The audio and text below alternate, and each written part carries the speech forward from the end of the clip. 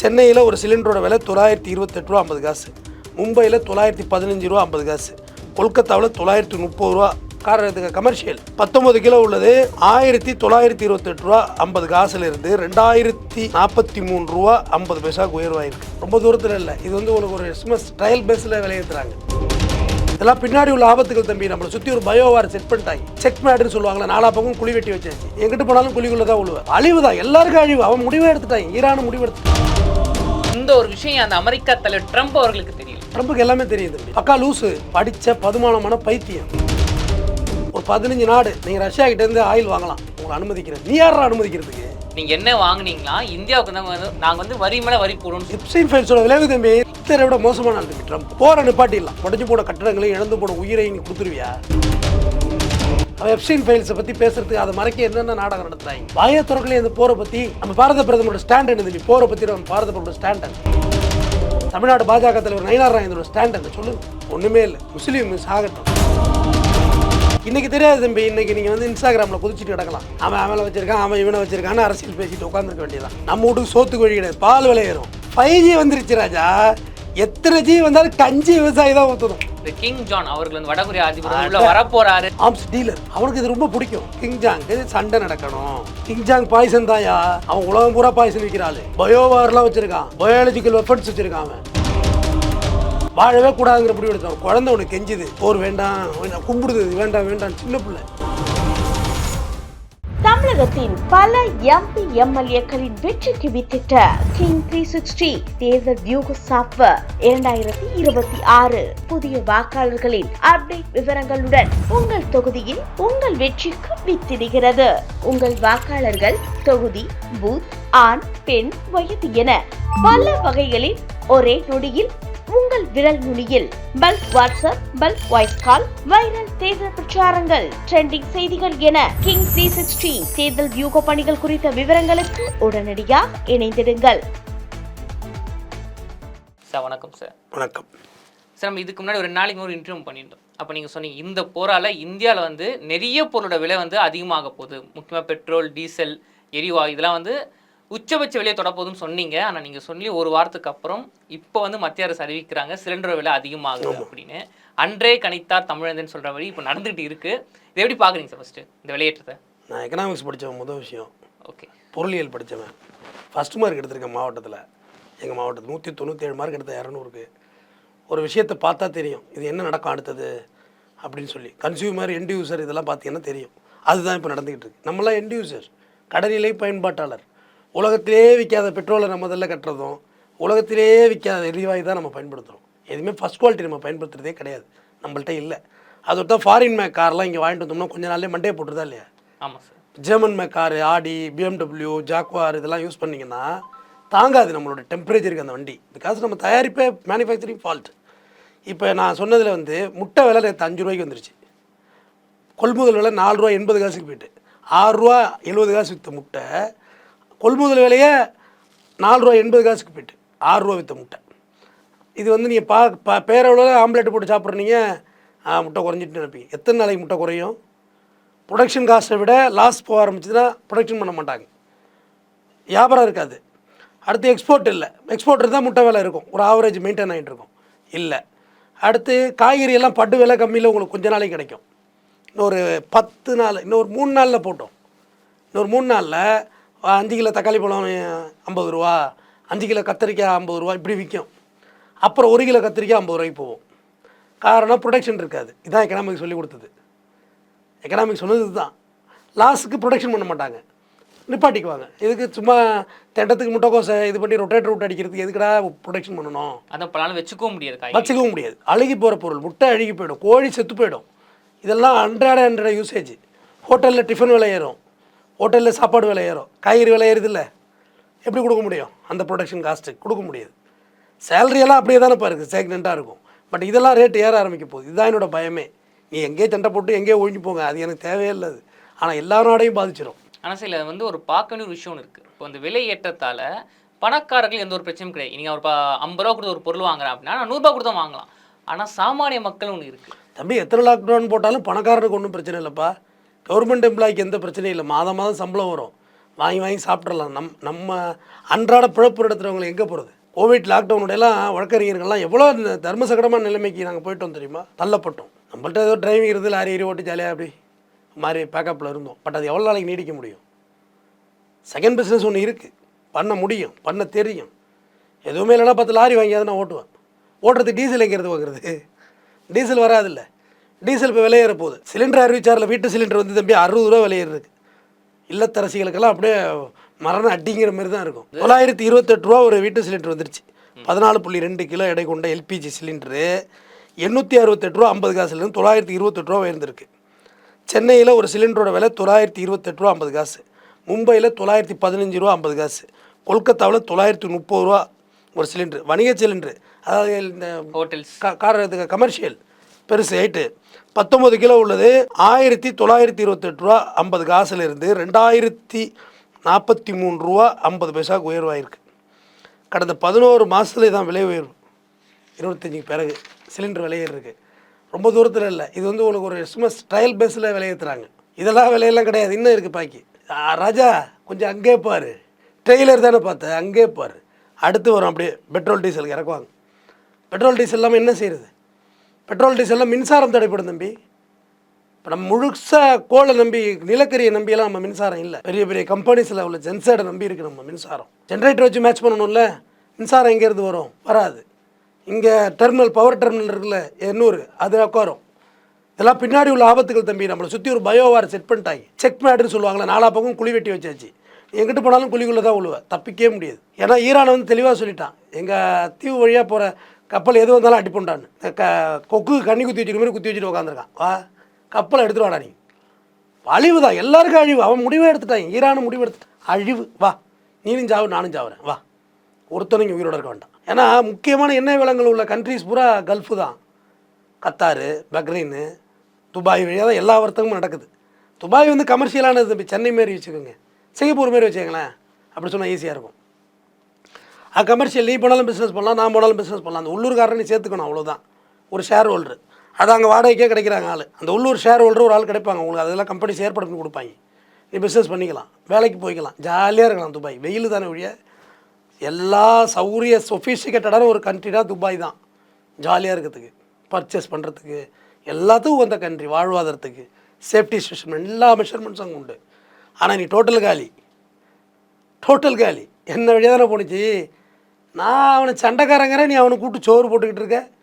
முதல்ல ஒன்றே வெட்டணும்டா அப்படின்னு சொல்லுவாங்கல்ல, அந்த மாதிரி நான் அமெரிக்காவிட்டு சண்டை போட்டுக்கிட்டு இருக்கேன். நீங்கள் பதுமானமாக நீங்கள் எங்கிட்ட விருந்து வச்சுக்கிட்டு இருக்கீங்களா? ஓந்தல்ல போகிறேன்டா அப்படி உண்டா. ஈரான் என்ன ஸ்டாண்ட் எடுத்துட்டாங்கன்னா, டோட்டலாக நீ பியூர் இஸ்லாத் சரியத்துக்கு எதிராக உள்ள எல்லாரையும் நான் காலி பண்ணுறாங்கிற முடிவு எடுத்துட்டாங்க. ஓஹோ, எங்களை நீ காலி பண்ணணும் இல்லை, வா நீனு வா, 2 பேரும் செத்து போவோம், அழிவோம். இதுதான் முடிவு. இதைத்தான் பயணிக்கிறது. அமெரிக்காவோட இராணுவ வீரர் ஒருத்தர் பேசியிருக்கார். ஒரு அசம்பிளி நடக்குது, அதாவது டிஸ்கஷன். அப்போ கத்துறாரு, அவர் வெள்ளதுக்கிட்டு வர்றாங்க. இஸ்ரேலுக்காக நம்ம ஏன்டா சாகணும்? ஒரு ராணுவ வீரர் சொல்கிறார். ராணுவ வீரர் இஸ்ரேலுக்காக நாங்கள் எதுக்கு சாகணும்? அமெரிக்காவுக்கு சொல்லு, அது பேட்ரியாட்டிசம். நான் சாகுறேன், நான் எதுக்கு இன்னொரு நாட்டுக்காக சாகணும்? தம்பி, இப்போ இந்தியாவுக்கும் இன்னொரு நாட்டுக்கு சண்டைன்னா இந்திய ராணுவ வீரர்கள் சாவ தயார். என் ராணுவ வீரர்களின் உயிரினும் மேலான ராணுவ சாவ தயார். இன்னொரு நாட்டுக்காக வக்காலத்து வாங்க போய் நான் ஏன்டா சாகணும்? கேட்பான கேட்க மாட்டாங்களா? இதான் சார், இந்த ஒரு விஷயம் அந்த அமெரிக்கா தலைவர் ட்ரம்ப் அவர்களுக்கு தெரியல. ட்ரம்ப்புக்கு எல்லாமே தெரியும் தம்பி. பக்கா லூஸு, படித்த பதுமானமான பைத்தியம், அழிவு. ஒரு ஜோசியக்காரர் டிங்குன்னு பேசுவார்ல, எல்லா ஜோசியக்காரரும் சொன்னாங்க ட்ரம்ப் வரப்போகிறாரு, பெரிய வறட்சியை சந்திக்க போகிறோம். தெரியுதா உங்களுக்கு? வெயில் எப்படி இருக்கு இப்போ? இது என்ன மாதம்? அது மார்ச் சார். மார்ச் எத்தனை இன்னைக்கு? 10 தேதி அவ்வளோ தம்பி.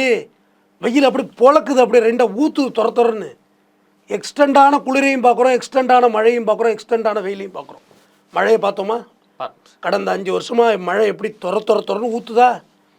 குளிர் எப்படி இருந்துச்சு? இப்போ இந்த பனிக்காலம் பயங்கரமாக இருந்தது. வின்டர் சுவிட்சர்லாந்தில் இருக்குமா சென்னையில் இருக்குமான்னு அதே தான். ஸ்பெயினை விட பயங்கரமாக இருந்துச்சு. இப்போ வெளிநாடெல்லாம் அப்படி இல்லை. நம்ம அப்படி ஆகிட்டு இயற்கைக்கு எதிராக நம்ம திரும்பிட்டோம். மரத்தையெல்லாம் வெட்டிட்டோம். மேற்கு தொடர்ச்சியில் உள்ள மரத்தை பூரா டீ எஸ்டேட் ஆக்கிட்டோம்.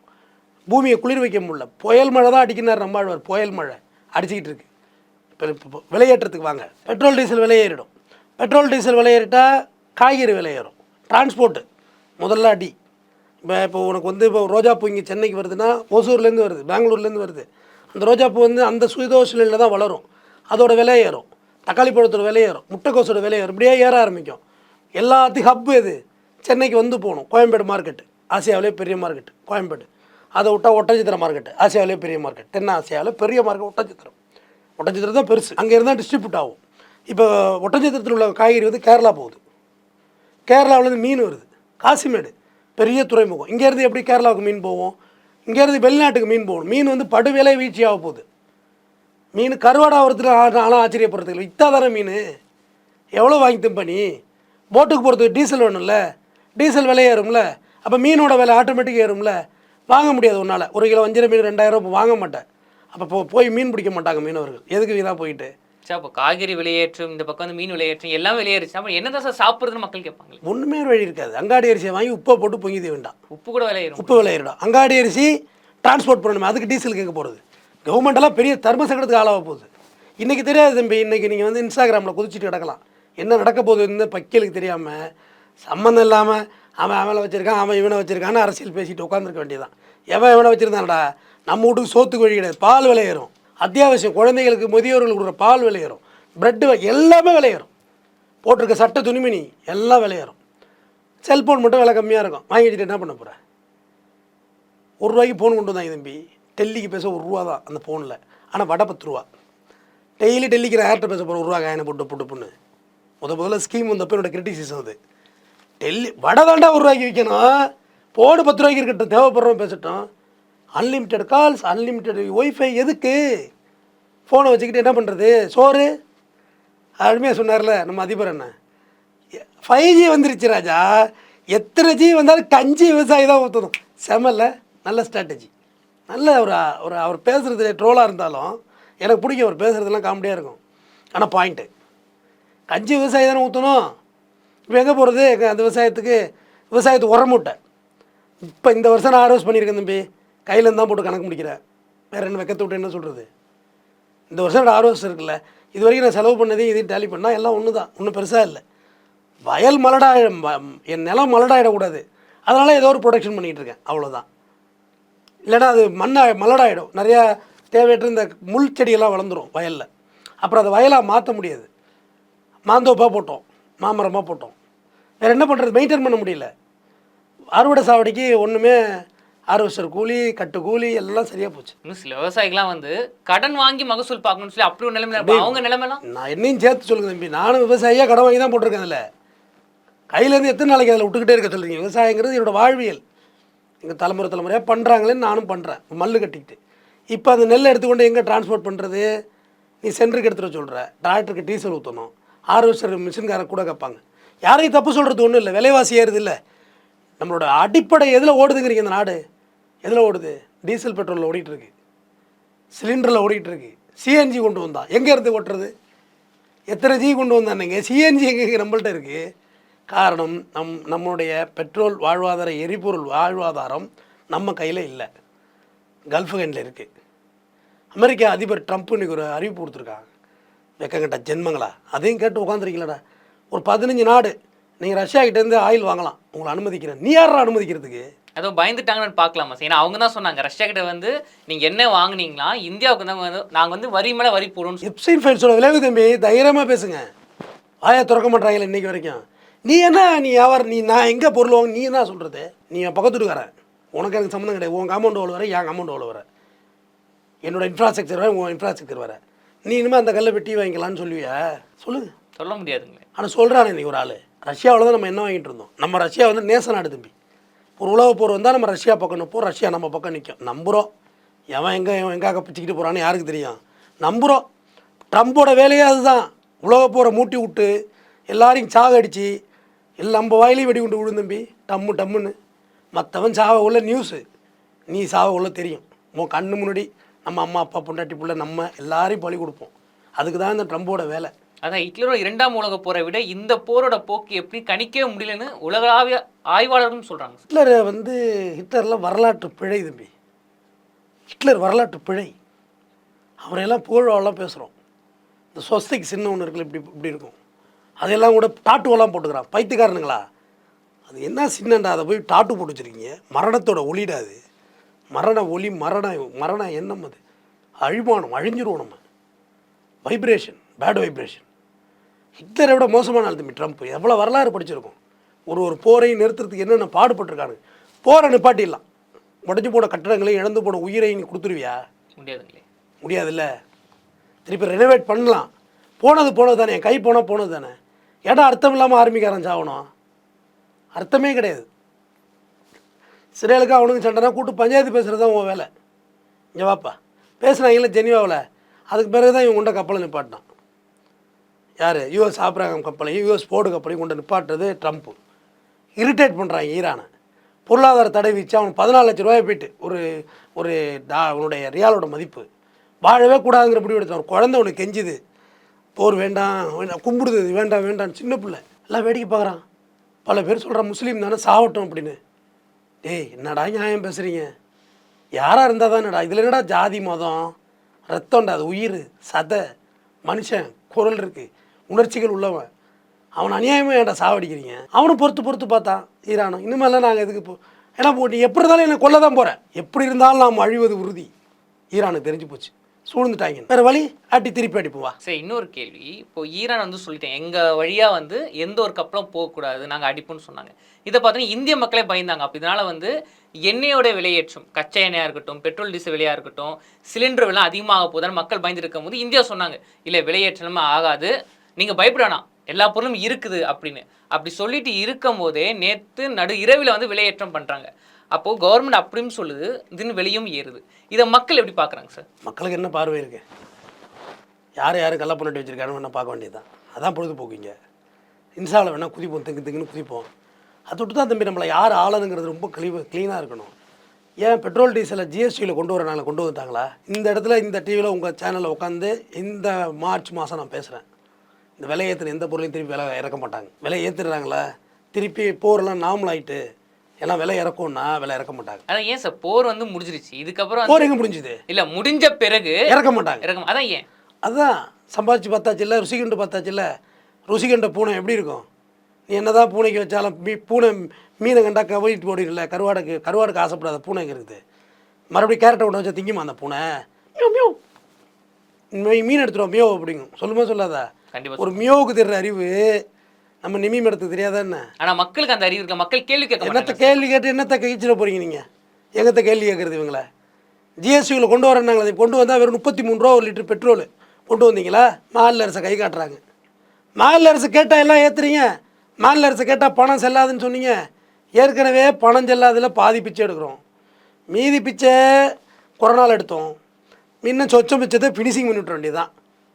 இது வந்து எப்படி இருக்குன்னா வலதுசாரி சிந்தனைன்னா என்னென்னு தெரியுமா? ஏன் ஏழையெல்லாம் இருக்காங்க? ஏழையெல்லாம் இருக்கக்கூடாது, சாவடிச்சிருங்க. அதான் வலதுசாரி சிந்தனை. இடதுசாரி சிந்தனை என்ன தெரியுமா? ஏன் நம்மலாம் என்ன ஏழையாக இருக்கோம், நம்ம ஏன் பணக்காரவங்களை ஆகலைங்கிறதான் இடதுசாரி சிந்தனை. That's it. கம்யூனிசம் நான் சொன்னது. முதலாளின்னு ஒருத்தர் நான் இருக்கிற தொட்டு தாண்டா நீ தொழிலாளிங்கிறது முதலாளித்துவம். தொழிலாளின்னு நான் ஒருத்தர் வேலை செய்ய தொட்டு தாண்டா நீ முதலாளியாக இருக்க. That is communism. இவ்வளவுதான் இடதுசாரி சிந்தனை, வலதுசாரி சிந்தனை. எல்லாத்தையும் குழி தோண்டி புதைச்சாச்சு, கம்யூனிசத்தையும் புதைச்சாச்சு. யாரும் உன்னை கேள்வி கேட்க ஆள் இல்லை. நாட்டில் இன்னும் 4 சிவப்பு துண்டு இருக்குது கேள்வி கேட்க. அது மேலேயும் குற்றச்சாட்டை சொல்லுங்கள், அப்புறம் யார் தான் கேள்வி கேட்க போகிறா? ஆனால் சார் இந்த மாதிரி பிரச்சனைகள்லாம் கேள்வி கேட்கறதுக்கு களத்தில் இறங்குறதுக்காக இந்த கிங் ஜான் அவர்கள் வந்து வடகொரிய அதிபர் உள்ள வரப்போறாரு அப்படிலாம் பேசிலாம் இருக்காங்களே சார், அந்த மீம்ஸை நீங்கள் பார்த்துருப்பீங்க, அதை எப்படி பார்க்குறீங்க? சாத்தா எங்கே தம்பி வேதம் ஓத முடியும்? அவன் உலக அப்புறம் ஆர்ம்ஸ் டீலர், அவன் ஆர்ம்ஸ் டீலர். அவனுக்கு இது ரொம்ப பிடிக்கும். தீபாவளி பட்டாசு மாரி உற்பத்தியாளருக்கு பிடிக்கும் தானே. அட்டிச்சு ரோடு பூரா பேப்பரை போனான்னா அடுத்த நாள் துப்புரவு பண்ணிடுற கூட்டினானே கஷ்டப்பட்டானே. நமக்கு பட்டாசு வெடித்தா சரி தானே, கரெக்டு தானே. பிஸ்னஸுங்கிறது அதுதானே தம்பி. இப்போ அதுதான் நான்வெஜ் விற்கிதான் நிறைய பேர் நான்வெஜ் சாப்பிட்ணும், காய்கறி கடை வச்சுருக்க நிறைய பேர் காய்கறி சாப்பிட்ணும். எல்லாருக்கும் அவங்கவுங்க பிஸ்னஸ் வளரணும்னா இதுதான் தொழில். அது மாதிரி கிங்ஜாங்க்கு சண்டை நடக்கணும். கிங்ஜாங்கோட நாடு இருக்குல்ல வடகொரியா, பத்திரிக்கையே இல்லாத ஒரு நாடு பத்திரிக்கையா? அது இந்த வடகொரியா தான். நம்மள்ட்டெல்லாம் எவ்வளோ சுதந்திரம் இருக்குது தெரியுமா? எல்லாம் அரசியல் பிடிச்சிட்டு அண்ணல் அம்பேத்கர் கொடுத்தது தெரிஞ்சுக்கோ. எழுத்து பேசலாம், பிரதமரை பேசலாம், உங்களுக்கு ஆளுங்கட்சியை பேசலாம், யார் வேணுமோ பேசலாம். நீ ரைட்ஸ் உண்டு. பொறுமையிலே கெட்ட வார்த்தை பேசக்கூடாது, சுட்டி காட்டுவதற்கு ரைட்ஸ் உண்டு. இந்த சுதந்திரம் வேறு எங்கே இருக்குது? ஆனால் இப்போ சோஷியல் மீடியாவில் அவர் தான் ஹீரோ மாதிரி வந்து மீம்ஸ் போடுறதா இருக்கட்டும், ஸ்டேட்டஸ் வைக்கிறதா இருக்கட்டும், இப்போ அவர் தான் ஹீரோ மாதிரி பிம்பம் காட்டுறாங்களே சார். இப்போ நீங்கள் சொல்கிறது அப்போ அவங்களுக்கு புரியலையா? நான் ஒரு டம்ளர் பாய்சன் தர்றேன், 1 டம்ளர் பால் தர்றேன், பாய்சன் தான் பவர்ஃபுல்னு சொல்லுவியா? சொல்ல முடியாது. குடித்தா செத்து போயிடுவேன். நீ பால் குடித்தா புச்சிட்டிக்காக இருக்கலாம். எது வேணும் உனக்கு? பால் தான் வேணும். பால் தான் வேணும். முடிஞ்சு போச்சா? இப்போ யார் பாய்சனு? கிங்ஜாங் பாய்சன் தான்யா. அவன் உலகம் பூரா பாய்சன் விற்கிறாள். பயோவார்லாம் வச்சுருக்கான், பயாலஜிக்கல் வெப்பன்ஸ் வச்சுருக்கான். அவன் அப்படியே ஹிரோஷிமா நாகசாகி போச்சுல ஜப்பானில். இவரெல்லாம் மனிதநேயத்தை பற்றி பேசுகிறானு இன்றைக்கி வந்து உட்காந்துக்கிட்டு. ஒரு கண்ட்ரி புல் பூண்டு முளைக்கா விடாமல் பண்ணான் ஜப்பானில் ஹிரோஷிமா நாகசாகி. போபால் விஷவாயு படிச்சியா? அந்த மாதிரி கிளம்பிட்டானவனும். இப்போ இனிமேல் சண்டைக்கெல்லாம் பாம்பு, வெடிகுண்டு, துப்பாக்கி, AK-47, AK-74, அரிசி கப்பல் இதெல்லாம் இனிமேல் கிடையாது. பயாலஜிக்கல் வெப்பன்ஸ் தான். கெமிக்கலை கொண்டாந்து ஸ்ப்ரே பண்ணுவோம், அப்படி அப்படியே செத்து விடுவேன். அதுக்கு பிறகு இந்த நாட்டில் புல் பூண்டு முளைக்காது. சரி, அதை தான் கிங்ஜாங் விரும்புகிறாரு. கிங்ஜாங்கெல்லாம் ஹீரோ ஆக்காதீங்க, தயவு செய்து ஆக்காதீங்க. நான் இங்கே கூட உங்கள் டிவியில் க்ரைம் நிறையா பேசுகிறேன். எந்த கிரிமினல்ஸாவது நல்ல விஷயம் ரவுடிசம் பண்ணுறது சூப்பர்னு பேசி முடிச்சிருக்கேனா? இல்லைங்களே. அதுக்கு எல்லையே கிடையாது, எண்டே கிடையாது. கொண்டுக்கிட்டே போயிட்டுருக்க வேண்டியதான். போருக்கு ஏது எண்டு? எங்கே சாவறான், எவன் வீட்டிலே வெடிகுண்டு விழுதுன்னு உட்காந்துருந்தீங்கன்னா ஓன் தள்ள வெடிகுண்டு விழும். நம்ம இப்போ தேவை ஹேஷ்டேக் போடணும். ஸ்டாப் வார் ஹேஷ்டேக் போடுங்க. இந்த வாரம் ஸ்டாப் பண்ண சொல்லுங்கள். மோடி போய் இப்போ தான் எண்ணெய் வாங்குறதுக்கு ஒருத்தர் அனுமதி கொடுக்குறான். நம்ம என்ன லட்சத்தில் சுற்றிக்கிட்டு இருக்கோம் பற்றியாலே. என்னென்ன நல்ல எண்ணெயா வடிவேலி சோக்கு நினச்சிக்கிட்டு இருக்காதிங்க கடலை எண்ணெயான்னு. நம்ம இன்னொருத்தர் சொல்லி நம்ம பர்ச்சேஸ் பண்ணுற அளவுக்கு நம்ம என்ன தம்பி கேவலமாக போயிட்டோம்.